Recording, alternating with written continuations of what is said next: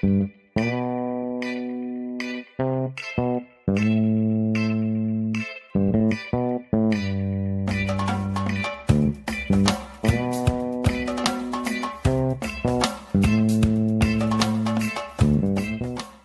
to Directionally Correct, a business podcast with Cole and Scott. Today's guest, Craig Starbuck, co-founder and CEO of Orgacuity.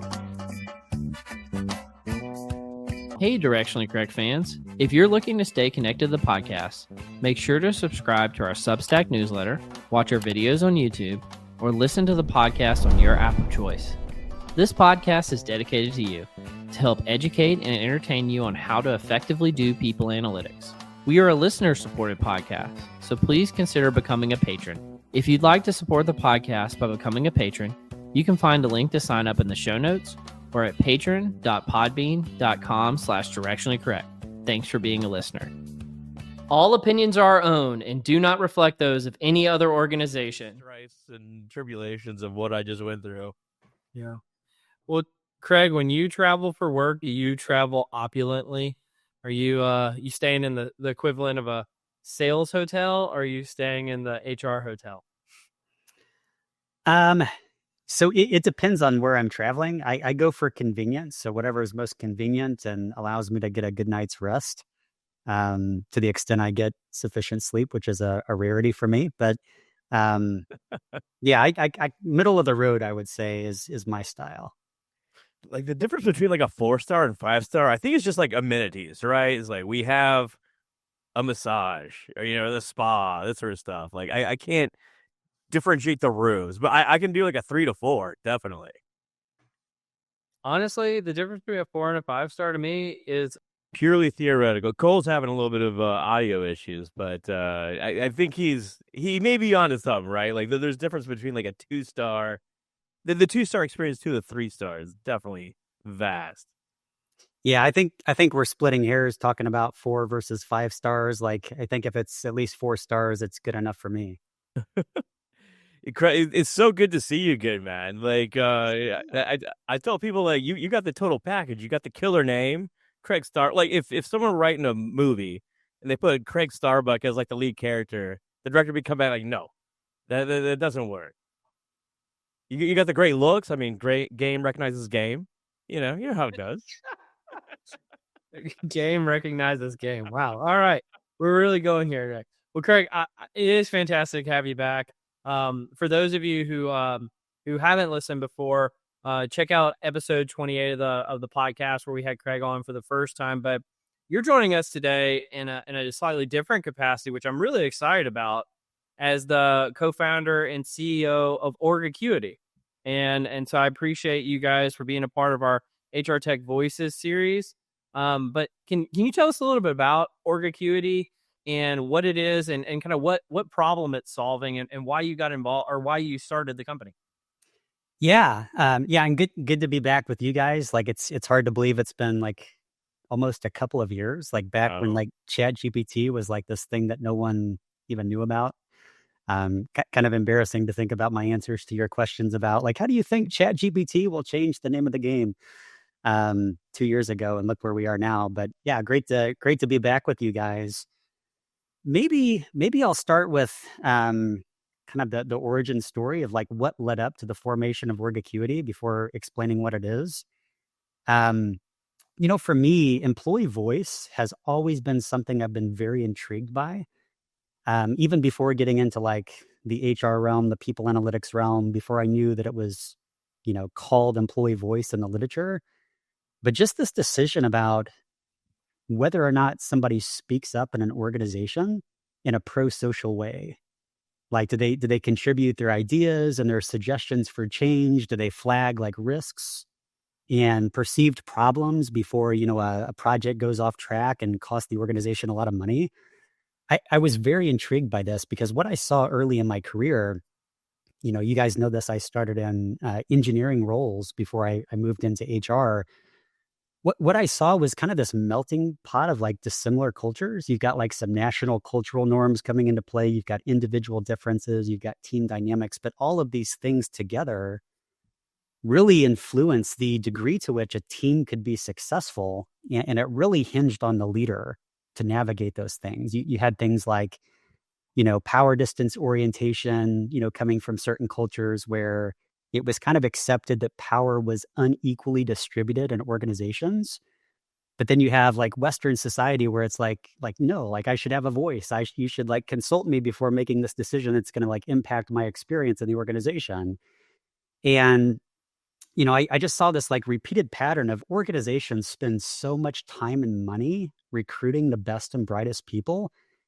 But if once they're there, the conditions are not such that they can contribute their voice, their ideas, their perspectives, their expertise, then it's like an exercise in futility on the talent acquisition side because we're not able to fully leverage their talent and their expertise. I really was intrigued by this. I ended up writing my doctoral dissertation on employee voice, specifically leader-directed voice, and looking at all the various individual and team level factors like psychological safety and the relationship with a manager and all these things that influence one's decision about do they speak up or do they withhold the information and resort to silence. And so that's set in motion about a decade now of being deeply immersed in what's known as employee listening in organizations, but all about how do we capture the voice of people? For all the talk about like a feedback culture, we want people to like just share open and honest feedbacks. Many people are not willing to do that, right? Whether that like non-confrontational or they don't think it's going to go over well. They think that it's risky. There's going to be like negative consequences if they speak up and they share what they really think about their boss or their, the situation. And so, even today in the world of AI, organizations need some mechanism for elevating the voice of every person in the organization because they're just not willing and able to do it in most cases face to face, in a very candid way.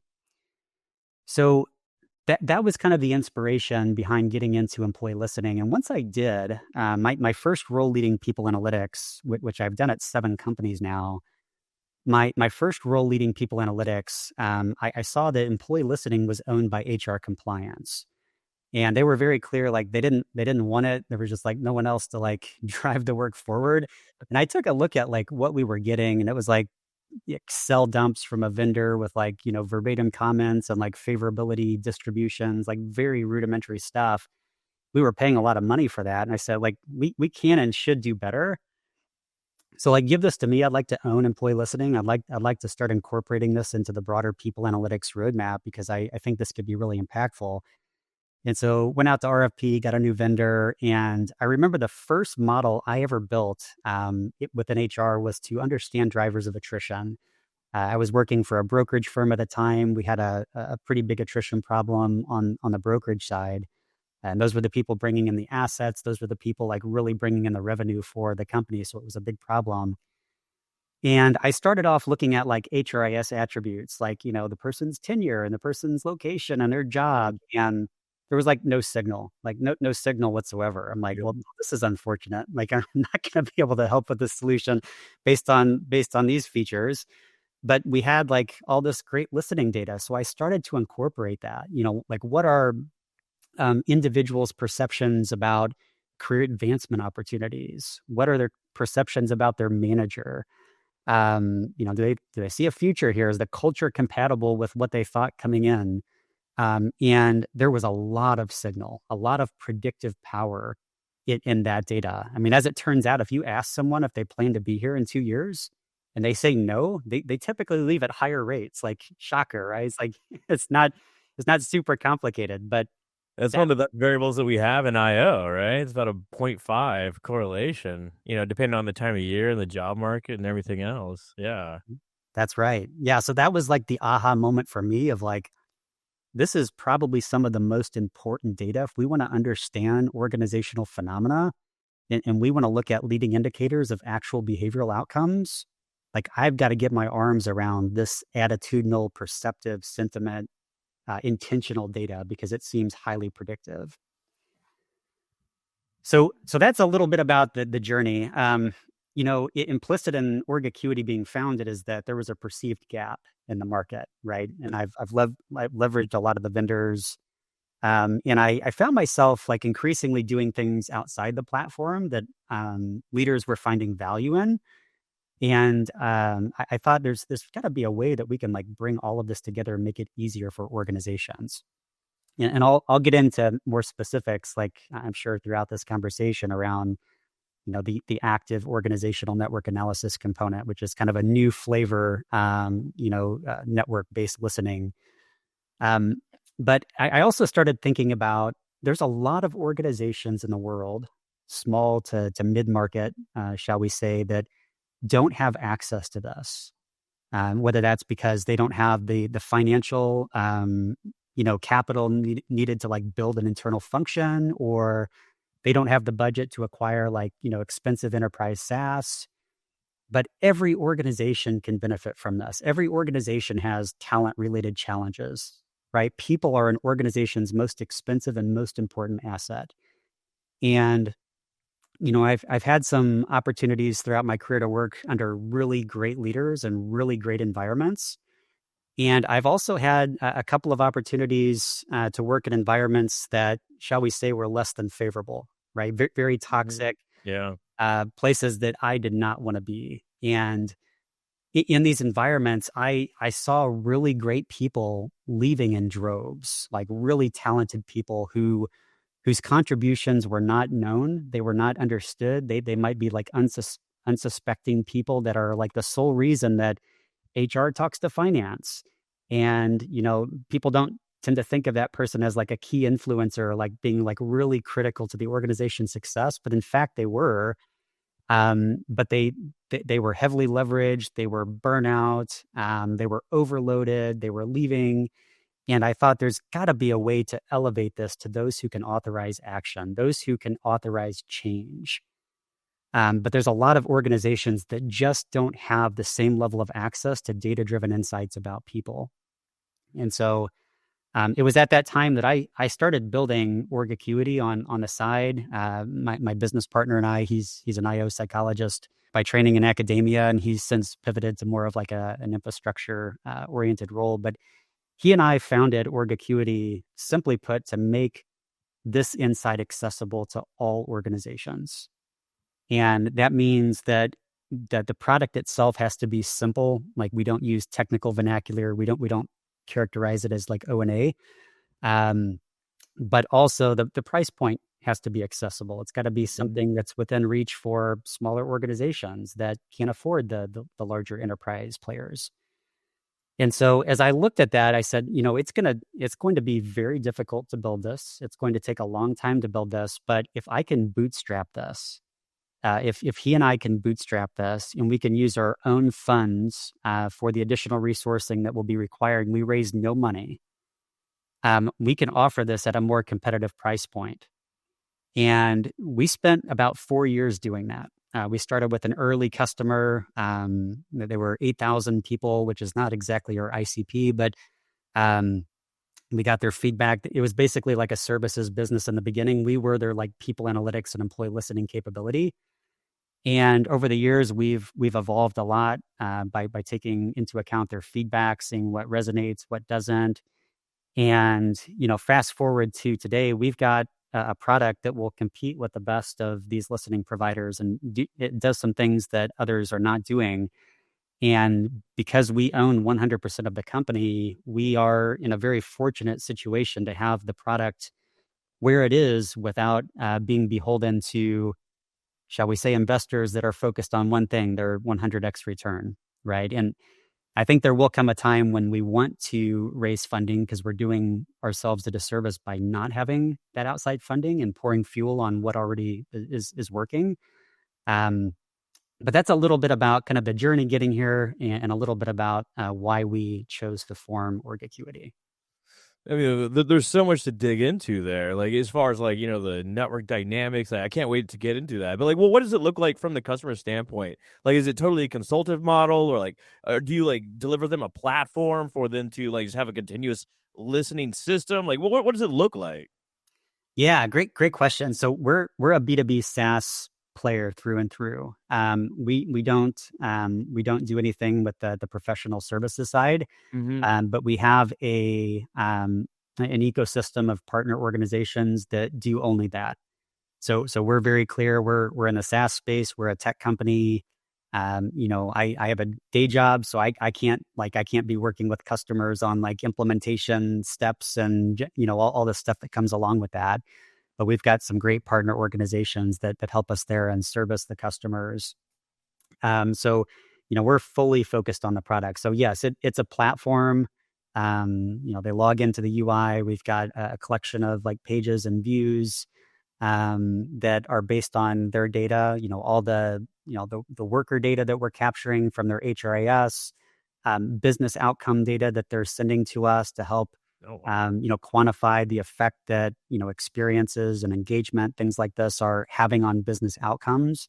I think that's a real difficult thing to do for most organizations. We talk a lot about it. We know that it's something that needs to happen, but few organizations are actually doing that well, and I think vendors can make it easier. And then, of course, all of the survey data that we're capturing for pulse surveys and your annual, biannual engagement survey, whatever it might be. But that platform is curating all of those data assets together, and then our partner organizations on the consulting services side, they're guiding employers through kind of what to measure and survey design best practices and how do you take action on this and how you move the needle to really drive behavioral change. Yeah, Craig, I know you guys, you support, all size of businesses, right? But I think you're focused more on the kind of businesses that really couldn't have this type of product traditionally. What have you found that they care the most about? Like, what are their key pain points, and how are you guys helping solve those? Yeah, it's a great point. I think it really varies based on dynamics in the larger market. I think there are some commonalities across organizations. In a more restricted labor market, the focus is not so much on attrition. People are staying put because it's more difficult to find employment elsewhere. There's been a lot about like RTO. That's been a hot button issue for a lot of organizations, and even the smaller ones. Interesting. Even smaller ones, yeah, maybe to a lesser extent, but for all the mandates, there's not really a lot of data to support the benefits of returning to the office, right? And so what are the differences in experiences between like remote folks versus like in-office folks, or like what's kind of like a pre and post when we see people come to the office? What are people saying?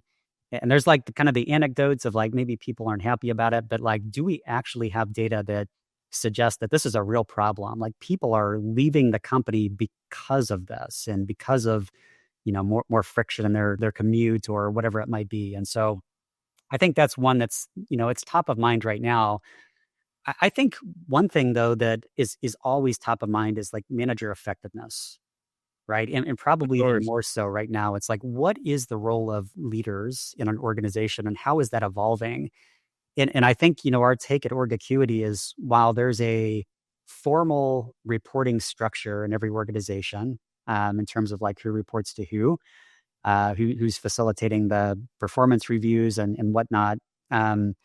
There's also, whether you call it like a guild or a squad, or there's kind of this horizontal construct that is their closest collaborators. Like, how is work actually happening in organizations? How does work actually get done? And that's often very different from the official formal organizational hierarchy. And so, we look at both. We look at it both ways. But I think, listening platforms for a long time have been very, I would say, individually focused. That the variables are very individually focused, and that like what are the individual perceptions about their manager or about their career or about their job, and those are important, to be clear. But if we're going to really elevate the predictive power and our ability to understand why things happen in organizations, it's not just individual factors, right? There's team level factors, and by team level factors, I'm not just talking about the formal structure, but like their actual work group, that the people that they surround themselves with. How does that influence how they experience life in the organization and their intentions to stay or to contribute, extra effort? And that's kind of the unique lens that we're applying to it. What do you mean? Like, you think about like how many teams? I don't know. I'm probably on like 7 teams right now, right? And each one has a little bit of a different feel. It's called an organization for a reason, as opposed to like just like an individual, contributor. But you're right. We do think about it that way, and especially in the smaller organizations, it's going to be easier to actually tease this out, or actually more interesting, because the power dynamics become much more salient. Like, I don't know, like the CEO's son is now the head finance officer. We know what that means, these sort of things. Or people just do have different sort of roles that they play, and it's just much easier to tease out, but much more impactful too, because people need to navigate that in these sort of smaller mid-sized organizations. Yeah, absolutely. And what we find is when you integrate kind of information about one's network, who are the person's closest collaborators, when you integrate the listening side about those collaborators, Oh yeah. like what's their on average, what's their engagement level or their intentions to stay, or the satisfaction with their manager. When you integrate that becomes far more important in understanding like an individual's intentions within their formal work group, because they're influenced by the perception, like it's the contagion effect, right? They're influenced by the intentions and the experiences of those with whom they are working most closely. It's so easy to just like think like, oh, Craig scored a 4 on this item, and Scott scored a 3. Therefore, Scott's worse off. But I mean, when you do look at the broader network, you start understanding like why this sort of happens, and then you can start like solutioning for a actual outcome that you can want to influence. Yeah. I mean, this is fascinating. I was so happy that you guys would get to geek out on some of the O&A stuff here. I am curious, Craig, what role does AI play in your platform? And I'm sure you're getting this question all the time. And how are you guys tackling it? Have you integrated it? And how does that make a difference for your customers?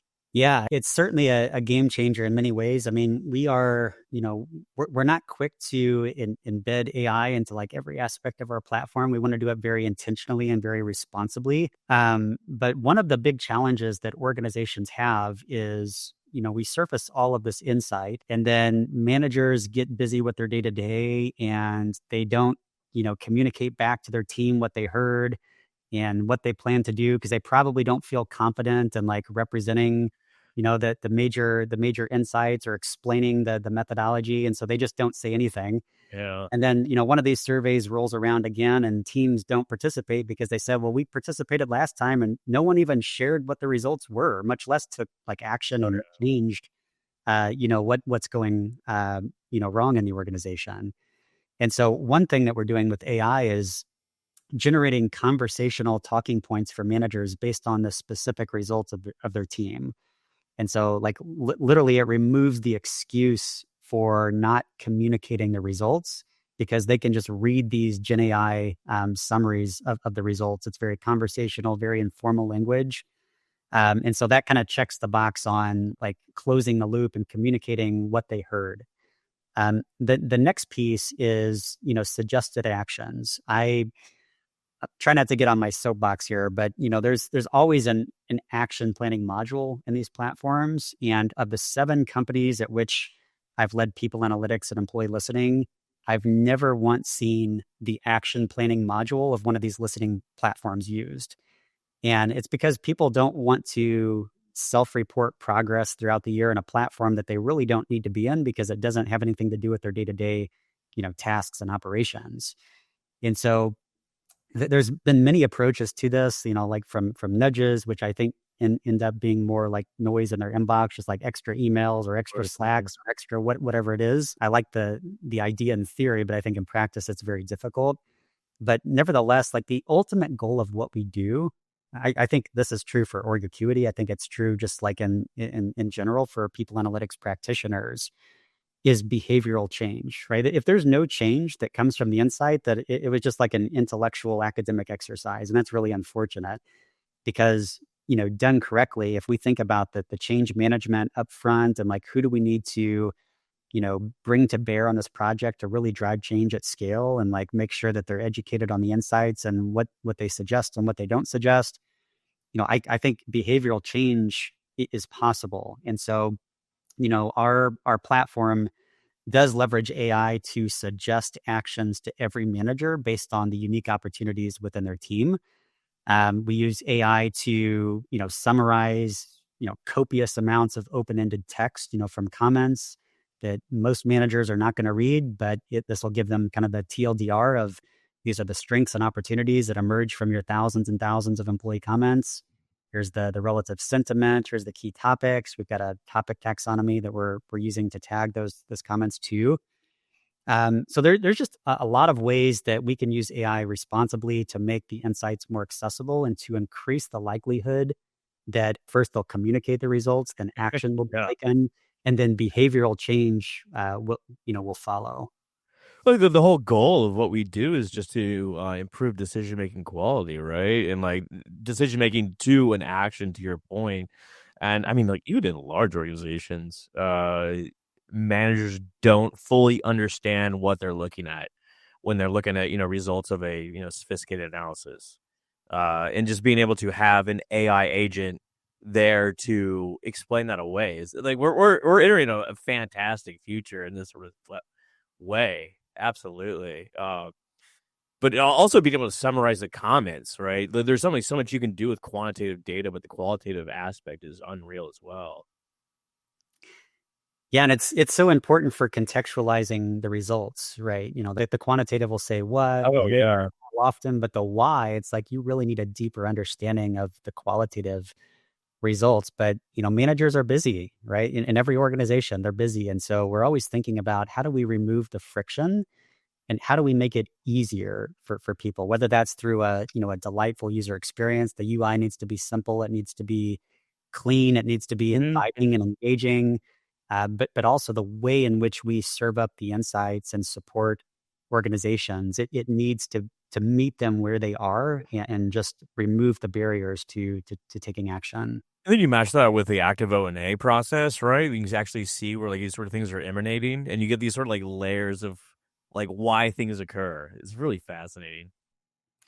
Yeah, I think that one's been really fun to explore. I think active and passive both have their place. They're both important. What we find is that in some organizations, passive is challenging. It's a challenging Oh yeah. sell because there's the technical requirements to implement connectors with productivity tools, and that requires IT support, which sometimes HR doesn't have. But also, I think fundamentally, it's the optics of like this is like spyware or Big Brother, and like Of course. Yeah. my every action, my every move's being watched and monitored, and so we don't play in the passive space. The active, it has a ton of value, and it's typically much easier to implement because it's an opt out versus an opt in. So if one doesn't feel comfortable, right, they just don't. It's more pointed as well, right? Like you can ask very specific questions, especially in a smaller organization that get to the heart of the issue. 100% makes way more sense. Yeah, and the archetypes we define they're very customizable. Obviously, we've got a set of delivered questions that they can start with of like, your advisors or your subject matter experts or your Yeah. career coachers. But they can bring different archetypes to the table based on whatever change initiative they're wanting to drive and what they're wanting to understand. And so, in addition to that, we're also using like some different algorithms to understand like the nature of one's influence. And so, for example, like we have something called an information broker, which we're using like, like betweenness centrality for, Oh, right? It's like, we're not asking a question about that, but we're inferring it based on observing the person's place in the network and the nature of their, connections. So there's a lot of interesting, insight that we can glean from that. you're talking my love language now. Well, Craig, you mentioned it briefly earlier, but I think you had a case study with one of your larger clients in terms of like how could you bring about business impact and tying traditional HR data to business metrics and driving value. Do you want to talk about that? Yeah, absolutely. And I've shared this story many times about my first experience in people analytics, which was when I took ownership of employee listening from that compliance function. My first meeting with the executive team, it was very clear to me that engagement was like this fluffy construct that they really did not care about. Like we started talking about it, and people were multitasking, checking their phones. Like it was clear like they did not take it seriously, and so I knew then that unless I was going to connect this with something that they cared about, this was going to be a waste of time to keep coming back and talking about employee engagement. So I think it's like a concept that like we all like intrinsically think is something good, right? Like we want people to care and be committed and to like really give, go above and beyond the call of duty to influence outcomes. But like we've got to prove it in that specific organization for a lot of leaders to take it seriously. It's not good enough to just consult the academic literature. And so, what we do for organizations in this case study that you're referencing, Cole, this was a large insurance company, and the majority of the company were insurance agents. And so these were people that were out in the field, that were writing contracts, bringing in deals. They were the folks like bringing in the money. And so it was very important to understand, how can we influence their success in a favorable direction? And so, rather than coming in and talking about like our insurance agent population is like highly engaged or highly disengaged or moderately engaged, what we enabled them to do through the Org Acuity platform is connect the dots with all the quantifiable performance measures that they had and provided to us. And there were dozens of performance metrics on every insurance agent. And so, that allowed them to elevate the conversation from one about engagement to one about here's the characteristics of a highly engaged insurance agent, in terms of like how many more, for every 1% increase in employee engagement, here's the average number of additional contracts they're writing per month. And here's what that translates to in terms of, business impact and real revenue growth. And they shared like that was an absolute game changer. They had never had that insight. They didn't have a platform previously that brought those things together. It's like they had like survey data over here and business data over here, and didn't have a budget for kind of like a multi-source data integrator. So nothing happened. They just kind of sat in silos. And so by bringing that together, it really informed the way that they were able to go request additional funding for people initiatives, because if they want to improve these business outcomes, we see the levers that we can pull to really do that. And there's some, associated investment requirements to do that at a more scalable level to increase engagement and other aspects of their experience. I mean, listening to the game, the business impact, is that like table stakes? Like when you like meet with these companies, like we need some sort of performance outcome data. If you want to increase performance, we need some sort of access to your systems. Yeah, it really depends, and so the I think the challenging thing with business data is that it's not owned by HR. Yeah, Right? yeah. So it really depends on, yeah. So like we can't fully solve that. Like we can make it easy to integrate the data in our platform to the extent they can serve it to us. But if the the relationship between like a business intelligence team or business analytics team and HR is not favorable, or if they don't really have a partnership, it becomes difficult to get that data.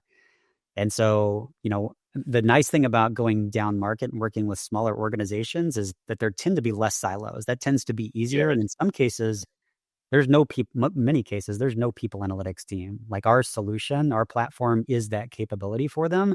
They just have a centralized like analytics COE, in which case they've got all the data. And so, but I think as you go up market, as you go to larger organizations, it gets increasingly more difficult to get access to that data because it becomes more and more siloed. Well, the larger organizations have more diversified sort of outcomes they're trying to achieve. Like if you're dealing with like a small, I don't know, I hate to put a number on it, maybe 30-person sales sort of small company, they have one mission, right? It makes it very straightforward, like what you're trying to do, what you're trying to achieve.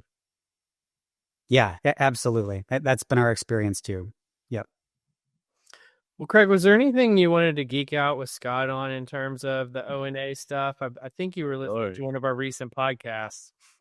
Yeah. I mean, first of all, thank you guys for what you do. This podcast is such a contribution to the PA community. Such diversity of conversation too. Like this is just such an important resource. One of the recent podcasts that I was listening to was with Mark Huslett and Alec Levinson.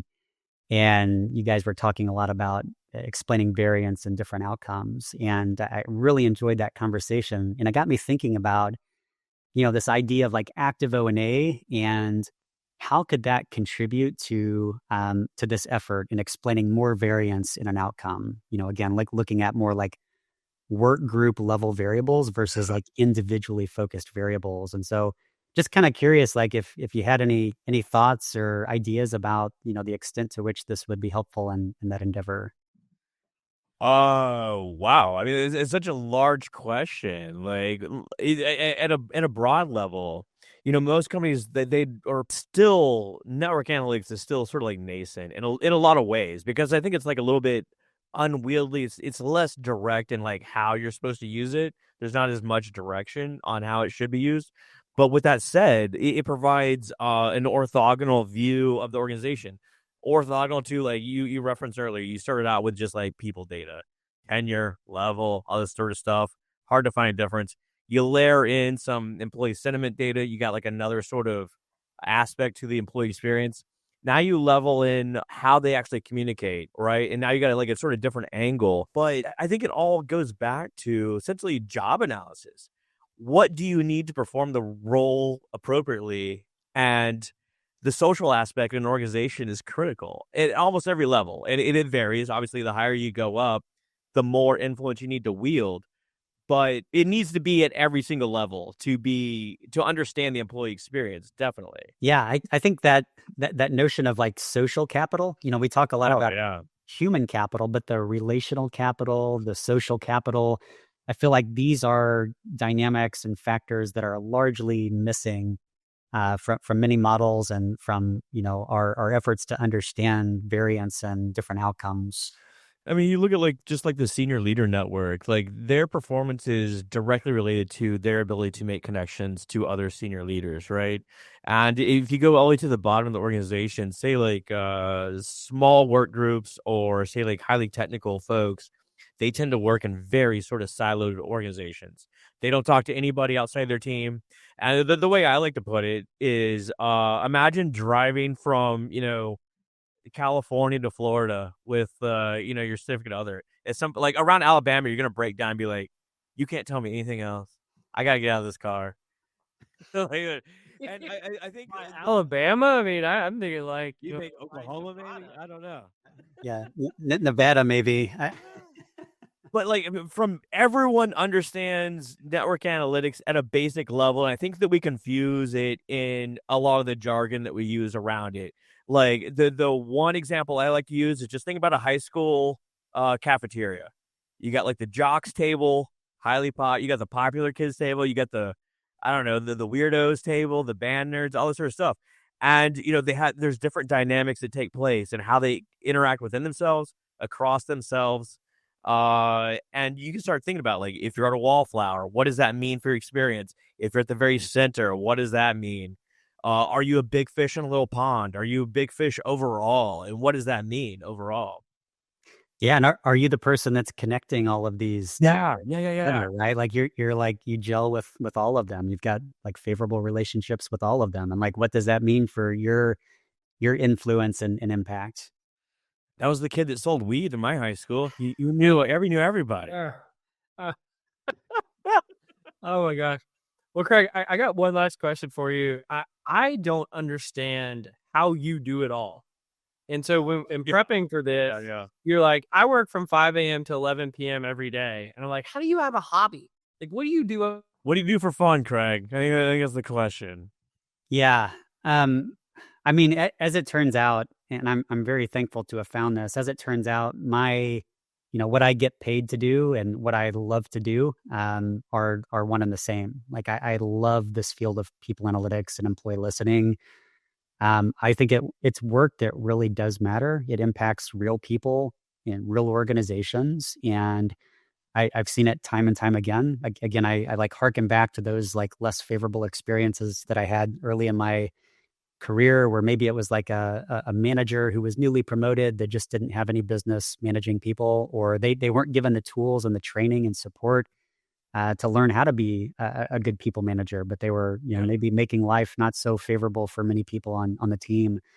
And so I love to help people thrive and work in life. Like fundamentally, I really, really enjoy that.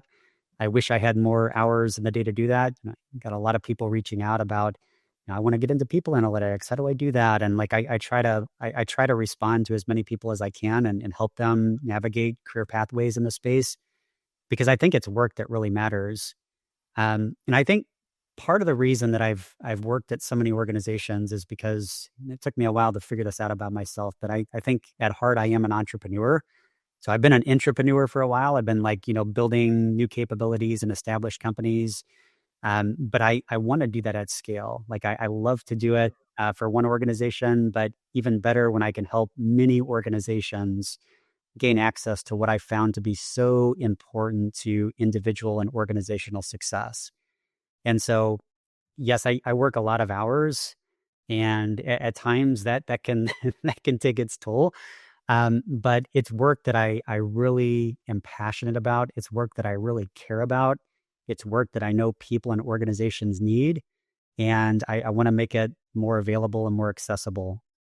That's super admirable and like a lofty goal that hopefully everyone can achieve eventually, right? Hopefully, the power of AI will help us all enjoy our jobs and not just see it as another task. Yeah. Well, Craig, you've been fantastic, man. It's been so cool to see your evolution and learn more about Org Acuity. Before I give you the final word, any parting words from Scott? Craig, man, it's great to see you again. Love the attitude. I love what you're doing because this sort of insights are needed across the board. Absolutely. Yeah, well, thanks so much, guys, for all you do. Thanks for having me back on the podcast. Really have enjoyed the conversation. Yeah, if people want to learn more, they can reach out to me on LinkedIn or check out the website orgacuity.com. And we would love to help more organizations gain access to these capabilities. Yeah, you guys all go check out Org Acuity. Fantastic company, and thanks so much again, Craig. You've been listening to Directionally Correct, a People Analytics podcast with Cole and Scott. Today's guest, Craig Starbuck, on our HR Tech Voices series, CEO of Org Acuity. Thanks for joining us, Craig. Thanks for having me.